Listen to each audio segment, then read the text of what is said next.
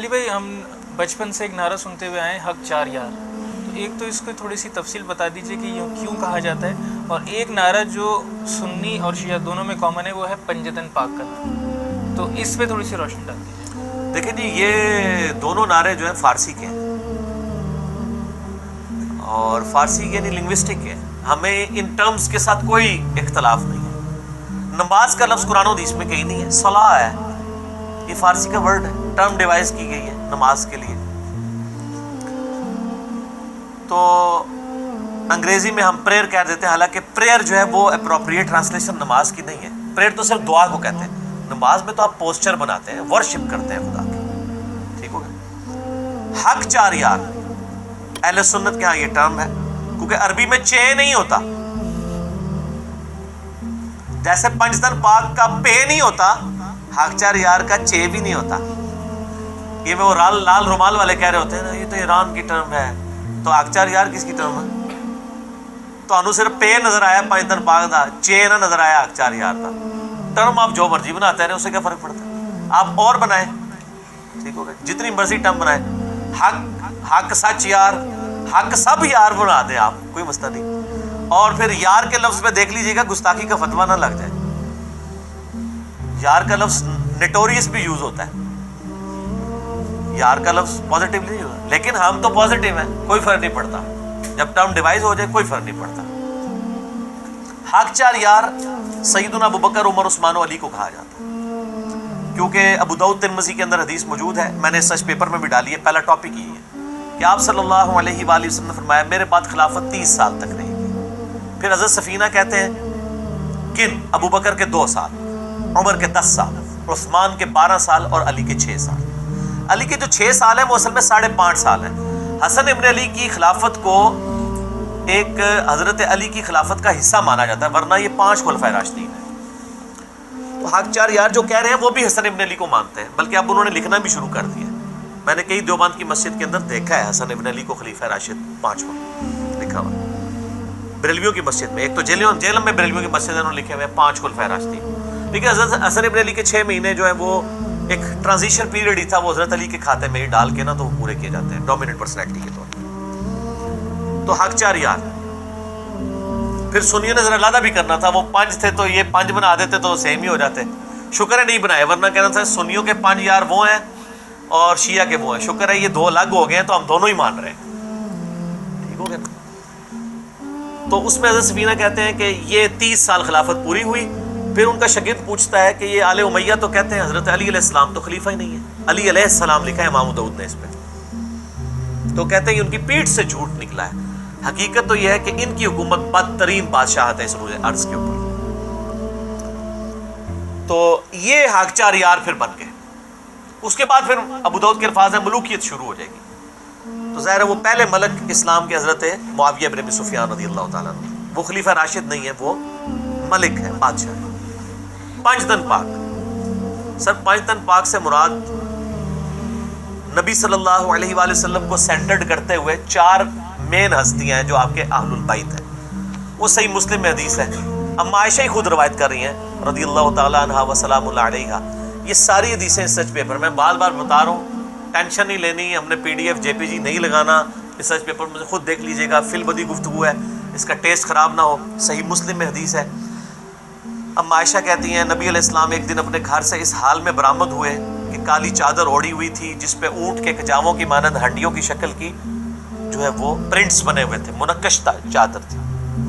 اتنے میں حسن ابن علی آئے، ان کو چادر میں لیا. پھر حسین ابن علی، پھر فاطمہ آئی، پھر علی آئے، اور 5 کو یعنی خود 5ویں آپ خود نبی علیہ السلام نے چادر کے نیچے لے کر، ایک کتنا غیر معمولی واقعہ ہے، یہ کبھی کوئی نہیں کرتا اپنے گھر میں بھی.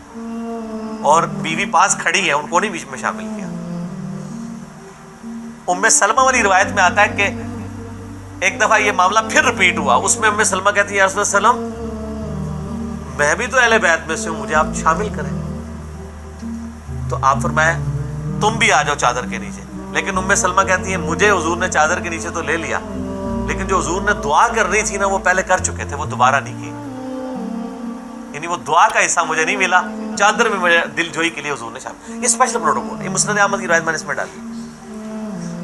تو چادر کے نیچے لے کے آپ نے پھر قرآن کی آیت سورہ احزاب کی آیت نمبر 33 تلاوت کی، انما یرید اللہ لیذھب عنکم الرجس اہل البیت ویطہرکم تطہیرا۔ اے نبی کے گھر والو، اللہ تو صرف اتنا ہی چاہتا ہے تم سے ہر طرح کی ناپاکی دور کر کے تمہیں خوب صاف ستھرا کر دے۔ یہ آیت اسپیسیفکلی قرآن حکیم میں امہات المومنین کے لیے، وہ بھی اہل بیت میں شامل ہے، لیکن اسپیشل اہل بیت 4 ہستیاں، مولا علی، سیدہ فاطمہ، مولا حسن، مولا حسین اور نبی صلی اللہ علیہ وآلہ وسلم وعلیہم السلام اجمعین۔ اس طریقے سے مسلم شریف میں ہی آیت مباہلہ کے کانٹیکس میں آتا ہے، جو سورہ آل عمران کی آیت نمبر 61 ہے۔ نجران کے عیسائیوں سے جب مباہلہ ہوا، وہ بھاگے تھے، انہوں نے جب شکلیں دیکھی مباہلہ کیا ہی نہیں، جان ہی چھوٹ جاتی۔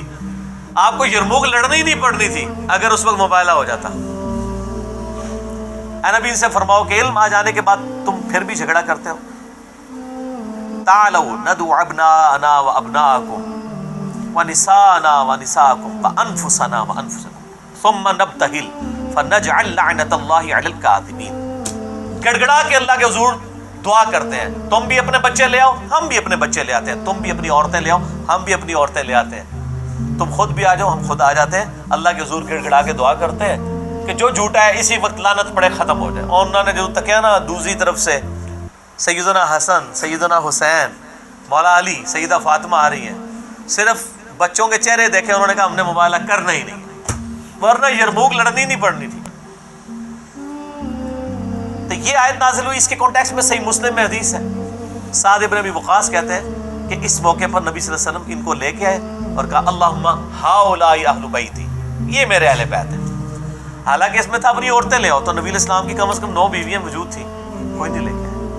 تو ایک اسپیشل پروٹوکول ہے محمد اور آل محمد کا صلی اللہ علیہ وآلہ وسلم وعلیہ السلام اجمعین۔ باقی یہ حدیث کا میں نے صرف ایک ٹکڑا بیان کیا ہے، سعد ابن ابی وقاص، اس کے ساتھ بہت کچھ جڑا ہوا ہے، وہ آلریڈی میرا کلپ چڑھ چکا ہے سب و شتم کے حوالے سے، نعوذ باللہ۔ پنجتن پاک صحیح مسلم میں، یہ آپ یوٹیوب پہ میرا کلپ لکھیں تو کلپ کھل جائے گا۔ میں ٹائم بچانے کے لیے نا صرف اتنا پورشن بیان کروں، تو اس سے پنجتن پاک کا کنسیپٹ آیا۔ تو حق چار یار پنجتن پاک ہمارے لیے سب پاک سے مراد یہ ہے کہ یہ اللہ تعالیٰ کی متبرک یعنی ہستیاں ہیں۔ باقی معصومیت کا عقیدہ اہل سنت صرف نبیوں کے لیے کلیم کرتے ہیں، وہ بھی وہ والا نہیں جو عوام الناس مانتی ہے۔ گناہ کبیرہ سے معصوم ہوتے ہیں نبی، اجتہادی غلطی لغزشیں انبیاء سے ہوئی ہیں، قرآن میں نقل ہوئی ہیں، حضرت آدم علیہ السلام کی، نوح علیہ السلام کی، موسیٰ علیہ السلام کی، ابراہیم علیہ السلام کی، اور کئی پیغمبروں کی، بخاری مسلم میں درجنوں حدیث ہیں۔ اس لیے مسئلہ 88A اور B ہے میرا، عصمت انبیاء کے عقیدے پہ شبہات کا تحقیقی جائزہ۔ عصمت انبیاء کا عقیدہ وہ نہیں جو عوام نے بنایا ہوا ہے، یہ قرآن و حدیث میں کچھ اور ہی ہے۔ تو آج اس ٹاپک کو ہم سکپ کرتے ہیں، اگلے سوال کی طرف۔ علی بھائی صرف یہ بتا دیں، اس طرح کی ٹرمز جو ہیں وہ فرقہ واریت کو 4 چاند نہیں لگاتی، کیونکہ ہم تو یہ دیکھتے ہیں کہ یہ ایک دوسرے کو چڑھانے کے لیے بنی ہوئی ہے۔ نہیں، اگر آپ چڑھ رہے ہیں، سنی ہو کہ آپ پنجتن پاک سے چڑھ رہے ہیں تو آپ اپنے آپ سے چڑھ رہے ہیں، اور اگر آپ شیعہ ہو کے حق چار یار سے چڑھ رہے ہیں تو آپ اپنے آپ سے چڑھ رہے ہیں۔ کیونکہ میں نے مولا علی علیہ السلام کے 5 خطبات بیان کیے نہج البلاغہ سے، جس میں انہوں نے حضرت ابوبکر، عمر، عثمان کی تعریف کی ہے، اور معاویہ ابن ابی سفیان رضی اللہ تعالیٰ عنہ کی بغاوت کے خلاف جو مولا علی کا خطبہ ہے نہج البلاغہ میں، جو خط لکھا ہے امیر شام کو، اس میں انہوں نے لکھا ہے کہ مجھے انہی اصحاب نے خلیفہ چنا ہے جنہوں نے حضرت ابوبکر، عمر، عثمان کو چنا ہے، تو تمہیں کیا چیز مانے کہ تم میری بیعت نہ کرو؟ تو حضرت علی کو خلیفہ چننے والے وہی اصحاب ہیں جنہوں نے ابوبکر، عمر، عثمان کو چنا ہے، تو اس کا مطلب حضرت علی ان کو آن کرتے ہیں۔ اس میں الفاظ ہے کہ کسی کے لیے یہ جائز نہیں ہے کہ ان اصحاب کے ساتھ مخالفت کرے جو اللہ تعالیٰ کے برگزیدہ ہیں، یعنی حضرت علی اپنی خلافت کی دلیل ان بڑے اصحاب کو مان رہے ہیں جنہوں نے حضرت ابوبکر، عمر، عثمان کو چنا ہے۔ ٹھیک ہو گیا جی؟ تو یہ چڑھنا اپنے آپ سے چڑھنا ہے، ٹھیک ہے؟ ٹرمز ڈیوائز کرنے سے بعض اوقات معاملات میں مثلا کتب ستہ کی ٹرم ہے، اس سے آپ چڑھتے ہیں، ٹرم ڈیوائز۔ سنن اربع، صحیحین کسے کہتے ہیں؟ بخاری مسلم کو۔ سنن اربع ابو داؤد، ترمذی، نسائی، ابن ماجہ کو۔ 6 کتابوں کو ملا لیں تو آپ کیا کہتے ہیں؟ کتب ستہ، ٹرم ڈیوائز کی ہوئی ہے نا۔ تراوی خود ٹرم ڈیوائز کی ہوئی ہے، حدیث میں تراوی کا لفظ ہی نہیں ہے، قیام اللیل ہے۔ سر پورے کا پورا دین ہی ٹرم ڈیوائز کرنے کے اوپر چل رہا ہے، تو سر پھر ہمیں بھی حق دینا کہ ہم نے بھی ایک چھوٹی سی عرض کیا ہے کہ نہ میں وہابی، آپ نے وہابی ٹرم ڈیوائز کی تھی، میں نے بابی کر دی۔ آپ علمی بات کرنے والے کو وہابی کہتے تھے، ہم جب کتاب و سنت سے علمی بات کرتے تھے آپ ہمیں وابی کہتے تھے اور کہتے تھے ہمارے بابے صحیح ہیں، تو ہم نے کہا پھر آپ باپ بھی ہو، ٹرم تو میں نے بھی ڈیوائز کی ہے، میں ہوں مسلم۔ علمی کتابی سے مراد ہے علمی، اور بات کہتے ہیں جی آپ وہ دیکھیں جی وہ دیوبندی مسلم، بریلوی مسلم، آپ علمی کتابی مسلم، تو آپ نے فرقہ بنا دیا۔ سر دیوبندی مسلم کہاں لکھا ہوا ہے؟ کس جگہ پہ لکھا ہوا ہے؟ ذرا دیوبندی مسلم مجھے دکھائیں، کس مسجد میں لکھا ہوا ہے بریلوی مسلم؟ وہ تو لکھتے ہیں بریلوی، حنفی بریلوی لکھتے ہیں، مسلم تو لکھتے ہوئے چڑھتے ہیں۔ میں نے آپ کو کہا نا آپ کسی بریلویوں کی مسجد میں جا کے کہیں کہ میں دیوبندی ہوں، کہیں گے ہاں اچھا وہ دیوبندی دی مسجد ہے اتنے، وہ تو چلے جاؤ تسی نا، چلو اتنے بھی ساڈے حنفی بھائی نے، لیکن آپ اسی مسجد میں جا کے کہیں جی میں مسلم ہوں، میں تو کافر نظر آنا؟ یعنی مسلم کہنا آپ اپنے آپ کو شرمندگی محسوس کریں گے، حالانکہ بریلوی کو بھی چاہیے کہ وہ کہے ہاں میں بھی مسلم ہوں، بہتر یہ کہ ہم مسلم ہی کہیں، یہ نہیں وہ کہے گا۔ آپ دیوبندی کی مسجد میں جا کے کہیں نا کہ میں بریلوی ہوں، کہیں کہ ہاں بریلوی ہمارے بھائی ہیں، حنفی بھائی ہیں، تو آپ بریلویوں کی ادھر مسجدیں بھی ہیں، آپ ادھر بھی جا سکتے ہیں، ادھر ہی ہیں ہمارے ماشاءاللہ بھائی ہیں، لیکن آپ جا کے کہیں میں مسلم ہوں، ہاں ایک کیڑا نواں فرقہ آ گیا، یہ پرانا ہے سر۔